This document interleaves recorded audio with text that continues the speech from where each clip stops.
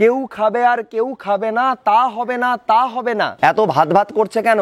ওরা রুটি খেলেই পারে। অদ্ভুত জীব এক, ঠিক মানুষের মতো, কিংবা ঠিক নয়। একটু ফ্যান দে মা। আমার সোনার দেশে অবশেষে মন্বন্তর নামে বাজারে হঠাৎ করে উধাও হয়ে গেল চাল। হা হতশ্রী। মধ্যবিত্ত ধূর্ত সুখ ক্রমে ক্রমে আবরণহীন। সব ঠিক হ্যায়। বাস্তবে হলো এর ঠিক উল্টোটা। একদিনে 30টা জায়গায় গুলি চলল। ভাতের থালা সামনে নিয়ে বসে মানুষ মরল, তবু রাস্তার দখল ছাড়ল না। ছেলের লাশ জাপটে ধরলেন মা, লাশ শুদ্ধ মাকে থানায় টেনে নিয়ে গেল পুলিশ। রক্তে আনো লাল রাত্রির গভীর বৃন্ত থেকে ছিঁড়ে আনো ফুটন্ত সকাল। আগস্ট সেপ্টেম্বর মাস বড় অদ্ভুত সময়। একদিকে আকাশে শরতের আগমনী সুর বাজে, আর অন্যদিকে ভারতভূমি উত্তাল হয় আন্দোলনে। 42-এর ভারত ছাড়ো, 47-এর স্বাধীনতা থেকে আজকে বিচারের দাবিতে আন্দোলন, যার সূত্রপাত তিলোত্তমার ন্যায় বিচার চেয়ে, এর সবকটারই শুরু এই সময়। আজ যখন আরজি করের নৃশংস নারকীয় ঘটনার 22 দিন পেরিয়ে গেছে, তিলোত্তমার ন্যায় বিচারের সাথে সাথে নিজেদের সঙ্গে হওয়া সমস্ত অন্যায় অবিচারের বিচার চেয়ে রাস্তায় নামছে শহর থেকে গ্রাম বাংলা। প্রতিনিয়ত জন্ম নিচ্ছে প্রতিবাদের নতুন নতুন রূপ। দিনকে দিন তা প্রকাশিত হচ্ছে বহু বিচিত্র বর্ণে। ঠিক তখনই এসে হাজির হলো আর একটা 31শে আগস্ট। আজ থেকে 65 বছর আগে 1959 সালে, যেদিন গোটা পৃথিবী দেখেছিল স্বাধীন ভারতের প্রথম সবথেকে বড় গণ আন্দোলন, যাকে আমরা চিনি 1959-এর খাদ্য আন্দোলন নামে। বর্তমানে চলমান আন্দোলনের ব্যাপ্তি, অভিঘাত, স্বতঃস্ফূর্ততা, জনগণের অংশগ্রহণের মাত্রা ইত্যাদি দেখে অনেকে এই আন্দোলনকে তুলনা করছেন খাদ্য আন্দোলনের সাথে। আমরা সে পথে পা না বাড়িয়ে আজকের ভিডিওতে চলুন দেখে নিই সেই খাদ্য আন্দোলনের দিনগুলোর কথা। ফিরে দেখবার চেষ্টা করি আন্দোলনের ঐতিহ্যকে। তারপরে না হয় ধারাবাহিকতা তুলনার বিচার করা যাবে। দুর্ভিক্ষ শ্রাবস্তিপুরে যবে, জাগিয়া উঠিল হাহারবে। বুদ্ধ নিজ ভক্তগণে শুধালেন জনে জনে। ক্ষুধিতরে অন্নদান সেবা, তোমরা লইবে বলো কেবা। ভারতবর্ষ বহু প্রাচীনকাল থেকেই দুর্ভিক্ষের কবলে পড়েছে। প্রাকৃতিক কারণে খরা, বন্যায় নিরন্ন দিন কেটেছে বাংলার মানুষেরও। রবীন্দ্রনাথের এই নগরলক্ষ্মী কবিতায় ভিখারিনীর মতো সাধারণ মানুষজন সেদিন দাঁড়িয়েছিলেন দুর্ভিক্ষ পীড়িত মানুষদের পাশে। কিন্তু ব্রিটিশ সাম্রাজ্যবাদী যুগে বাংলার মানুষ যে ভয়াবহ দুর্ভিক্ষের দিনগুলোর সাক্ষী থেকেছিল, সেই দুর্ভিক্ষগুলো কিন্তু কোনো প্রাকৃতিক কারণে নয়, সৃষ্টি হয়েছিল সাম্রাজ্যবাদী শোষণের মাধ্যমে। মনুষ্য সৃষ্ট সেই সমস্ত দুর্ভিক্ষের দিনগুলোতে রাস্তায় রাস্তায় যারা ধুঁকছিল, তারা অদ্ভুত জীব এক, ঠিক মানুষের মতো, কিংবা ঠিক নয়, যেন তার ব্যঙ্গচিত্র, বিদ্রূপ বিকৃত। তবু তারা নড়ে চড়ে, কথা বলে, আর জঞ্জালের মতো জমে রাস্তায় রাস্তায়। উচ্ছিষ্টের আস্তা কুঁড়ে বসে বসে ধোঁকে আর ফ্যান চায়। সেদিন তাদের পাশে এসে দাঁড়িয়েছিল স্বাধীনতার স্বপ্নে বুঁদ হয়ে থাকা বিপুল ছাত্রছাত্রী সমাজ। তারা বাড়ি বাড়ি ঘুরে সংগ্রহ করা চাল ডাল নিয়ে দুবেলা দুমুঠো খেতে দেওয়ার জন্য খুলেছিল লঙ্গরখানা। একটা নয়, শয়ে শয়ে। আর সমস্ত রাগ ক্ষোভ তারা উগড়ে দিয়েছিল ব্রিটিশ বিরোধী স্বাধীনতা সংগ্রামে। অবশেষে অনেক রক্তের বিনিময়ে স্বাধীনতা এলো, আর তাতে কাঁটার মতো বিঁধে থাকলো দেশভাগের যন্ত্রণা। তবু সন্তানহারা মা, বোনহারা ভাই, আর যাদের কেউ হারায়নি, তারাও স্বাধীনতা সংগ্রামে শহীদদের স্মৃতি বুকে নিয়ে ভাবল, এবার বুঝি সুদিন কাছে এলো বলে। খিদের জ্বালা, বেকারত্ব, সম্মানহানি, এই সমস্ত কিছু পেরিয়ে এবার একটা নতুন দেশ তো পাওয়া গেছে। নতুন দেশের স্বপ্নে তারা বুঁদ হয়ে থাকলো। কিন্তু স্বপ্ন সত্যি হলো না। 1949 সালের 27শে এপ্রিল মহিলা আত্মরক্ষা সমিতির মিছিলে গুলি চালালো স্বাধীন ভারতের পুলিশ। মারা গেলেন প্রতিভা, গীতা, অমিয়া, লতিকা। তারপর 1953 সালে শুরু হলো ট্রাম ভাড়া বৃদ্ধির প্রতিবাদে আন্দোলন। আবারও গুলি চালালো পুলিশ। তার পরের বছরই শুরু হলো শিক্ষক আন্দোলন। আবার আন্দোলন দমনের নামে কলকাতার রাস্তাকে রক্তাক্ত করলো স্বাধীন ভারতের পুলিশ প্রশাসন। ব্রিটিশকে দেশ থেকে তাড়ানো গেলেও যে স্বাধীন ভারতের স্বপ্ন দেখেছিলেন বাংলা সহ তামাম ভারতের জনতা, তা যে পূর্ণ হলো না, তার পরিচয় দিল তৎকালীন সরকারের একের পর এক জনবিরোধী রাষ্ট্রনীতি। আর স্বাধীন দেশের জনগণ যখনই সেই জনবিরোধী নীতির বিরুদ্ধে প্রতিবাদ আন্দোলনের রাস্তায় নামলেন, তখনই সরকার নামিয়ে আনলো নির্মম দমন পীড়ন। তাদের রূপ সজ্জা তখন সদ্য তাড়ানো ব্রিটিশদের মতোই। বড় চাষি, জোতদার, আড়তদার, চালকলের মালিক, ব্যবসায়ী, এরাই তখন সরকারের কাছে পেয়ারের লোক। বাংলার বুকে তখন দেশভাগের অভিশাপ মাথায় নিয়ে হাজির হয়েছেন লক্ষ লক্ষ বাস্তুহারা মানুষ। কলকাতা ও পার্শ্ববর্তী শহরতলি অঞ্চলে কাজের খোঁজে দুবেলা দুমুঠো পেট চালানোর মতো রোজগারের আশায় হাজির হয়েছেন ভিন রাজ্য থেকে বিপুল সংখ্যক শ্রমজীবী জনতা। স্বাভাবিকভাবেই এ সময় খাদ্য সরবরাহ ও বন্টন ব্যবস্থার দিকে নজর দেওয়া ছিল সময়ের দাবি। কিন্তু বাস্তবে হলো এর ঠিক উল্টোটা। ফসলের উৎপাদন উল্লেখযোগ্যভাবে বাড়লেও সরকারি তত্ত্বাবধানে তা সংগ্রহের কাজ কমিয়ে দেওয়া হলো লক্ষণীয়ভাবে। গণবন্টন ব্যবস্থার 12টা বাজিয়ে দেওয়া হলো। কয়েকটা তথ্য দিয়ে আপনাদের এই ব্যাপারটা আর একটু ভালো করে পরিষ্কার করে দেওয়া যাক। 1950 থেকে 55 সাল, এই 5 বছরে খাদ্যশস্যের উৎপাদন 4,80,00,000 টন থেকে বেড়ে কত হয়েছিল জানেন? 6,10,00,000 টন। আর গণবন্টন 80 লক্ষ টন থেকে কমে কত হলো জানেন? 16 লক্ষ টন। 1956 সালেও যেখানে 1 টাকায় 2.5 কেজি চাল পাওয়া যেত, সেখানে 1958 সালের শেষে 1 কেজি চালের দাম দাঁড়ালো 1 টাকা। রেশনের দোকানে লাইন দীর্ঘ থেকে দীর্ঘতর হতে থাকলো। তবুও অধিকাংশ মানুষকেই সে সময় বাড়ি ফিরতে হতো খালি ব্যাগ নিয়ে। আর এদিকে তৎকালীন বাংলার সরকারের মুখ্যমন্ত্রী ও খাদ্যমন্ত্রী বলেই যাচ্ছিলেন কোথাও কোনো সমস্যা নেই। সাংবাদিকদের জেরার মুখে খাদ্যমন্ত্রী তো এক ধাপ এগিয়ে বলেই বসলেন, এত ভাত ভাত করছে কেন, ওরা রুটি খেলেই পারে। আমার সোনার দেশে অবশেষে মন্বন্তর নামে জমে ভিড় ভ্রষ্টনীর নগর ও গ্রামে। দুর্ভিক্ষের জীবন্ত মিছিল প্রত্যেক নিরন্ন প্রাণে বয়ে আনে অনিবার্য মিল। আর এদিকে খেতে না পাওয়া বুভুক্ষু মানুষের দল তখন রাস্তায় রাস্তায় কোনো রকমে জোগাড় করা অ্যালুমিনিয়ামের ভাঙা বাটি, কানা ভাঙা শানকি হাতে দৌড়ে দৌড়ে ঘুরছে আর আর্তনাদ করছে, একটু ফ্যান দে মা। মধ্যবিত্ত ধূর্ত সুখ ক্রমে ক্রমে আবরণহীন, নিঃশব্দে ঘোষণা করে দারুণ দুর্দিন।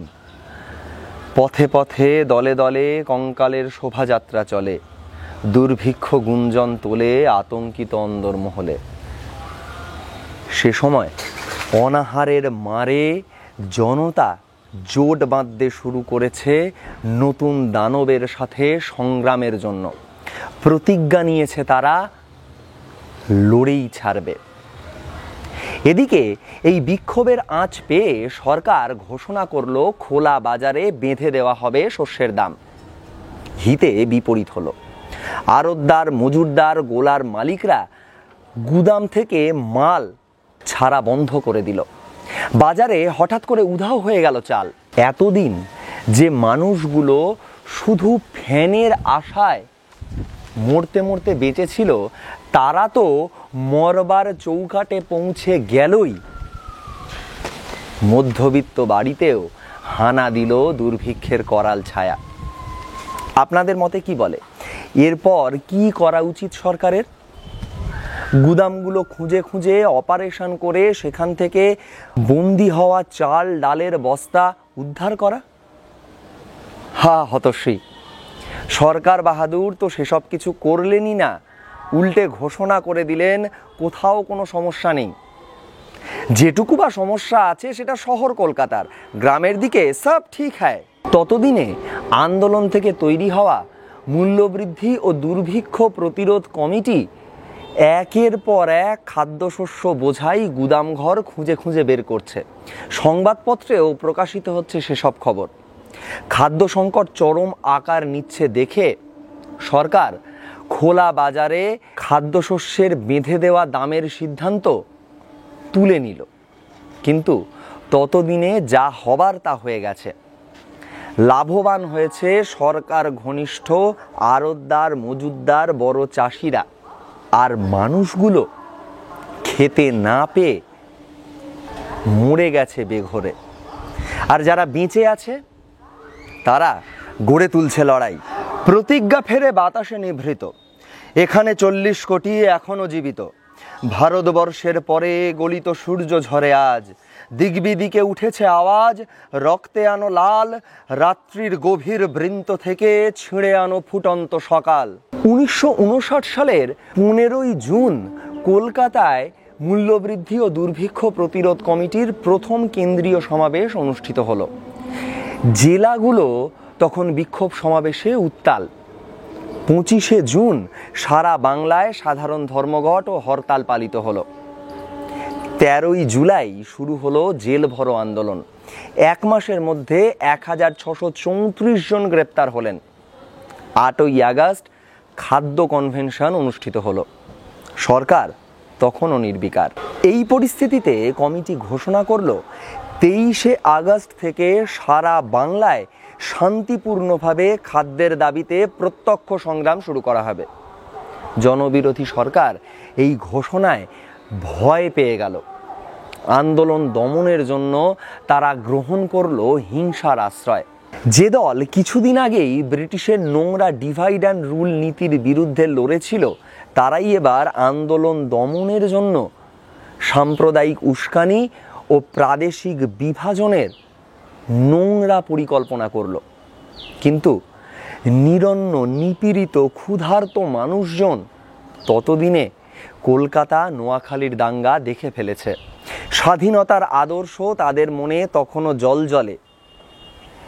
সুতরাং সরকারের অপচেষ্টা ব্যর্থ হলো। 26শে আগস্ট মাঝরাতে আন্দোলনের নেতাকর্মীদের একে একে গ্রেপ্তার করা শুরু হলো।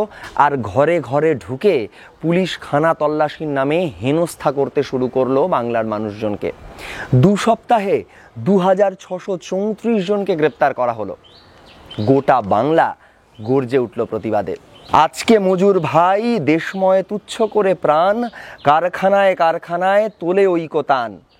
অভুক্ত কৃষক আজ সূচিমুখ লাঙলের মুখে, নির্ভয়ে রচনা করে জঙ্গি কাব্য এ মাটির বুকে।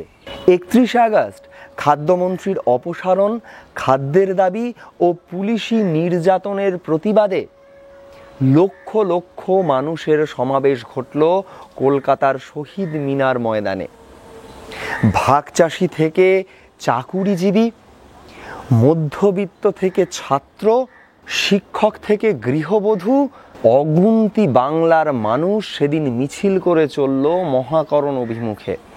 গোত্রা কলকাতা সেদিন উত্তাল হলো, খাদ্য চাই, খাদ্য দাও, কেউ খাবে আর কেউ খাবে না, তা হবে না, তা হবে না স্লোগানগুলিতে। মিছিল যখন ফ্রি স্কুল স্ট্রিটে পৌঁছেছে, পুলিশ শুরু করলো লাঠিচার্জ। স্রেফ লাঠির ঘায়ে তারা মেরে ফেললো 80 জন মানুষকে। যদিও সেটা সরকারি হিসেব, সংখ্যাটা নাকি তার থেকে আরো অনেক গুণ বেশি। পরের দিন গঙ্গায় আর বাগবাজার খালে ভেসে থাকতে দেখা গেছিল লাশের পর লাশ। প্রত্যক্ষদর্শীদের বয়ান থেকে উঠে আসে সেদিন কলকাতার রাজপথে বেওয়ারিশ বহু মা আর শিশুর মৃতদেহ পড়ে থাকতে দেখেছিলেন তারা। শুধু কলকাতা নয়, ওই দিন গঙ্গারামপুর, বর্ধমান, মেদিনীপুরেও পুলিশ লাঠি চালিয়েছিল। প্রতিবাদে গর্জে উঠল সারা বাংলা। কালিম্পং থেকে ডায়মন্ড হারবার, দিনহাটা থেকে মেদিনীপুর, গোটা বাংলা জুড়ে সম্মিলিত প্রতিবাদ উঠল 1 সেপ্টেম্বর। সেদিন ছাত্রছাত্রীদের ডাকা সর্বাত্মক বাংলা বন্ধ পালন করলো গোটা বাংলার মানুষজন। ছাত্রছাত্রীরা চেয়ার, টেবিল, রিক্সা সমস্ত কিছু দিয়ে ব্যারিকেড গড়ে তুলল রাস্তায়। কলকাতা বিশ্ববিদ্যালয় থেকে ইট ছুঁড়ে পুলিশদের তাড়ালো ছাত্রছাত্রীরা।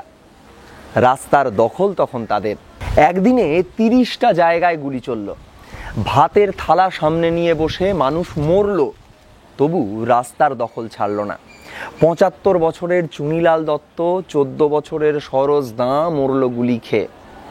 শিবপুরের হারাধন পাল তেল মেখে পুকুরে নামার সময় গুলিবিদ্ধ হলো। ছেলের লাশ জাপটে ধরলেন মা। লাশ শুদ্ধ মাকে থানায় টেনে নিয়ে গেল পুলিশ। সেদিন রাতে আরও 17টা চিতা জ্বলল শ্মশানে। পরবর্তী দিনগুলোতেও আন্দোলনে মুখর থাকলো গোটা বাংলা। সরকারি দমনপীড়নও একই রকমভাবে বজায় রইল। গ্রেপ্তার হলো সব মিলিয়ে 1859 জন। 19 সেপ্টেম্বর কলকাতা বিশ্ববিদ্যালয়ের লনে শহীদ স্মারক স্থাপন করা হলো। 24 সেপ্টেম্বর সত্যাগ্রহ পালন করলো গোটা বাংলা। 26 সেপ্টেম্বর আজকের কলকাতায় সুবোধ মল্লিক স্কোয়ারে স্থাপন করা হলো খাদ্য আন্দোলনে শহীদদের স্মৃতিতে ভিত্তিপ্রস্তর। প্রথমে ঠিক করা হলো 31 আগস্ট খাদ্য আন্দোলনের শহীদদের নামে পালন করা হবে খাদ্য আন্দোলনের শহীদ দিবস। পরে ঠিক করা হয় শুধু খাদ্য আন্দোলন নয়, সমস্ত শহীদদের স্মৃতিতেই 31 আগস্ট পালন করা হবে শহীদ দিবস।